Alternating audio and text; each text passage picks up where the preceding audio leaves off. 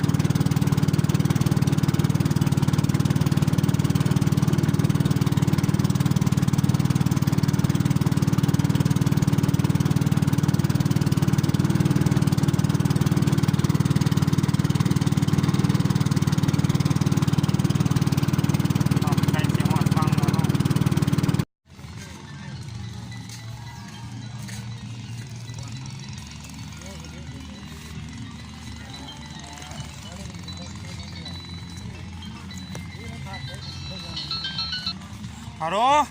ฮอดไซด์อะโอ้มาที่เฮาอยู่รอนโคโอ้ยมาแล้วยังรออยู่เจ้า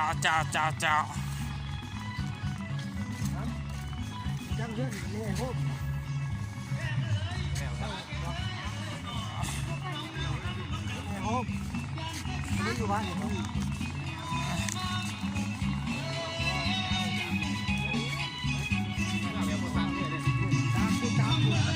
น้ำหอมเก่านี่บ่แพ้น้ำหอมเก่าซาแท้จังให้ทิ้งบ่เก่าน้องวางทิ้งบ่หาผู้พาไปที่ไหนนี่โตนี่เขาย่างกลางเมืองทั้งนี้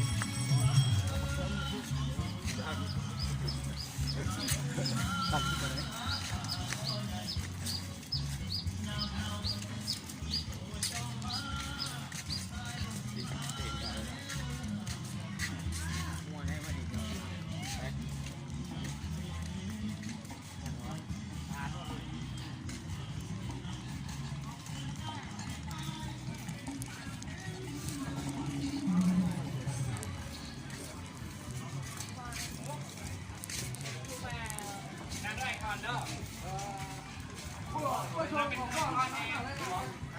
ยังเลย